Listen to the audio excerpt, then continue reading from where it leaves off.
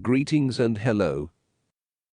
Masking men's issues under gender-neutral terms has always been a deliberate tactic by feminists. The goal is to take a men's issue and lie and say that women are also affected by it.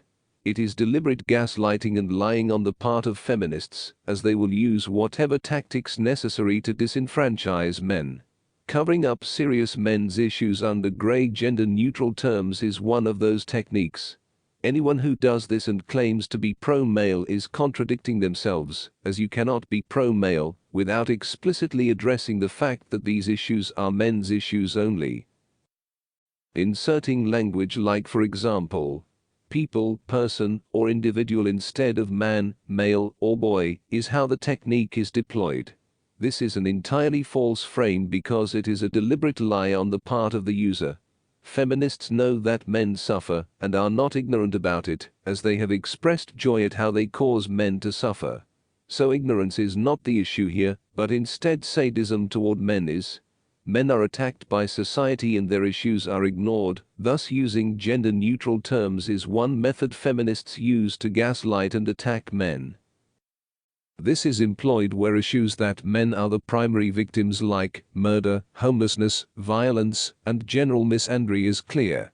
Derailers will say that women also experience these, and that we need to focus on them as well. This is BS, as men make up the vast majority of victims of such travesties and are ignored. Women are given all of the attention and sympathy, as well as extra privileges meant to disenfranchise men. Meanwhile, men are left to suffer, and their issues go unaddressed because of a misandric society that panders to women. When men bring up specific experiences that happen to them, along with many other men, this tactic is used. These can be how society treats them, their experience in dating, or any number of other things. When men bring such observations up, they are always gaslit by man-haters about how the experience is not unique to the male sex. This is obviously a lie, as women do not like men and diselect low-status men.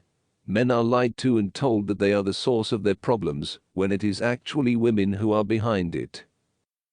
The deflection of gender-neutral language is insidious in its intention, that being to ignore men completely and focus on women, whose issues are non-existent. Any man who employs and uses this strategy is an agent of gynocentrism and wants other men disenfranchised so he can get the goal.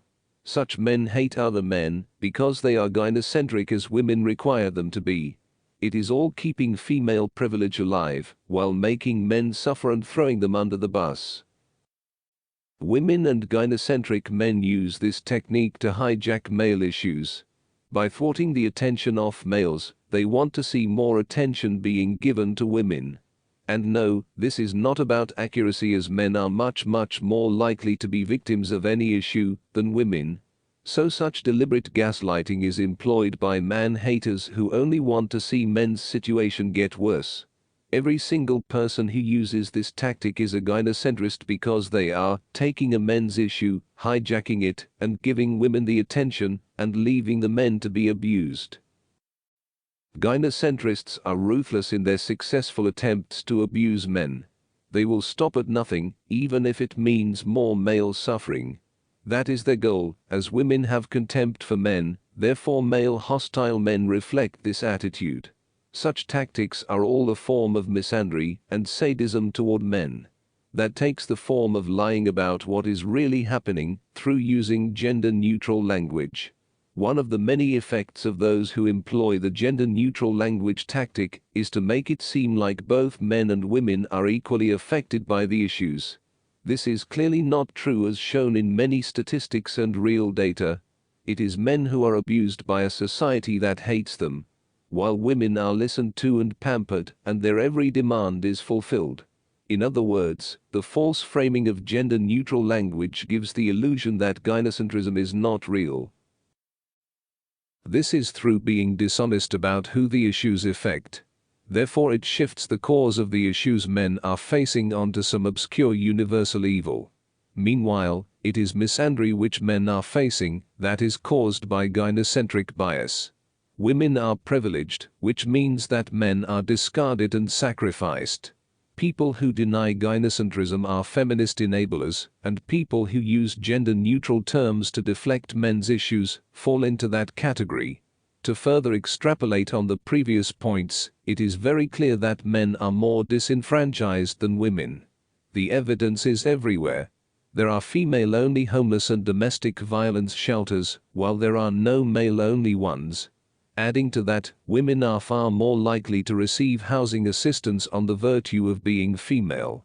Men who fall on the bottom of society's social-economic hierarchy have zero support in getting back up. On top of this, men are forced to die for the demands of women in wars. Men are also close to 87% of the genital mutilation victims on a low-ball count. Men have misandric anti-male discrimination policies targeting them, like not being able to defend themselves from women, child support which should be known as wife support, and quotas against them when getting jobs. Anyone who denies these basic facts is a man-hater who wants to harm men out of spite. And this is what derailers, covering up men's issues through gender-neutral language, do.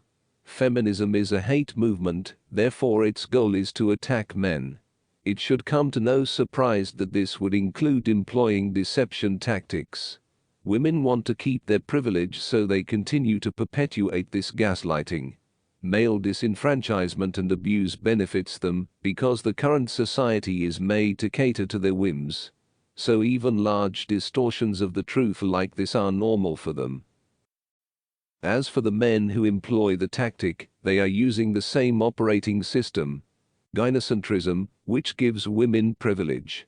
These men do not want to be thrown under the bus themselves, but will do so to other men as they spit and trample on men's issues.